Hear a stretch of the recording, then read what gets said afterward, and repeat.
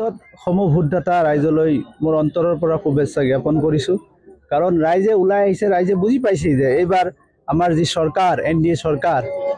চৰকাৰ আছে এই চৰকাৰে দেশৰ উন্নতিৰ হকে যি কাম কৰি আছে এই কামৰ স্বাৰ্থত সকলোৱে গম পাইছে ৰাইজে যে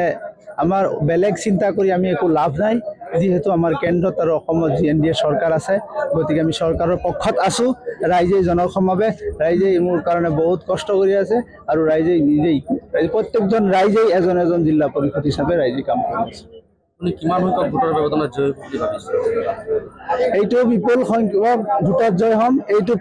তাৰে প্ৰমাণ আজি ৰাইজৰ জনসমাবেশ সাধাৰণ ৰাইজৰ যি প্ৰতিচিহ্ন যে 7 তাৰিখে যি নিৰ্বাচন হ'ব এই নিৰ্বাচনত ৰাইজে মই কমচে কম 20,000 ভোটত জয় হ'ম মই এজিবি দলৰ এজন সদস্য আজি ৰাইজৰ সমাগম দেখি বহুত ভাল লাগিছে কাৰণ ৰাইজৰ সমাগমে আমি বুজা যায় যে আমি এবাৰ বিপুল ভোটত লাহৰীঘাট সমষ্টি আৰু শিলপুখুৰী পঞ্চায়তৰ এপি মেম্বাৰ আমি বিজয়ী হ'ম তাৰ কোনো মানে বাধা নাই গতিকে সেইটোকে আমাৰ লাহৰীঘাট সমষ্টি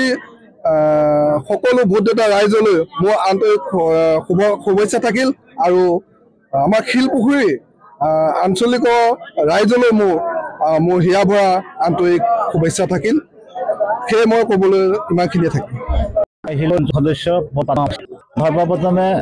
সকলো ভোটদাতা ৰাইজক ধন্যবাদ এবং কৃতজ্ঞতা জ্ঞাপন কৰিছোঁ এইটো কম মানে আমাৰ চৰকাৰে যি কাম কৰিছে এই কামৰ প্ৰায় প্ৰমাণ কৰিছে যে এনডিএ চৰকাৰে জনগণৰ পক্ষত সদায় কাম কৰি আছে গতিকে আমাৰ মুছলিম সম্প্ৰদায়ৰ মানুহে এতিয়া বুজি পাইছে এইবিলাক আৰু ভুল নকৰে গতিকে আমাৰ মুছলিম সম্প্ৰদায়ৰ যিমান মানুহ আছে 80% মানুহে এনডিএ চৰকাৰ বিজেপি চৰকাৰক ভোট দি আমাক বিপুল ভোটত বিজয়ী কৰিব আমার নাম মৌলানা ফুরকান আহমেদ চাওক আমি রাইজে জোর দিহে আমি এই ক্যান্ডিডেট উঠাইছো আর আমি রাইজে জিকাই নিম বলি আমার আশা রাইজেও আমার লগত বহুত রাইজে জোর দিছে আর আমার ইন্ডিয়া যে সরকার আছে সরকারেও আমার ফালে যিখিনি চাইছে আমিও সরকার ফালে সেইখিনি চাইছো সরকারে আমার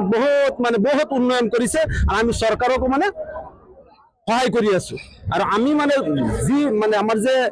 কাউন্সিলৰ জন লৈ আহিছো তেখেতকো আমি জয় কৰি লৈ যাম বুলি আমাৰ আশা আৰ তেখেতক আমাৰ মুফতিউল আহমেদ যে জিলা পৰিষদ তেখেতক আমি জয় কৰাম বুলি আশা আছে আমাৰ ৰাইজে ভোট দিব বুলি আশা আছে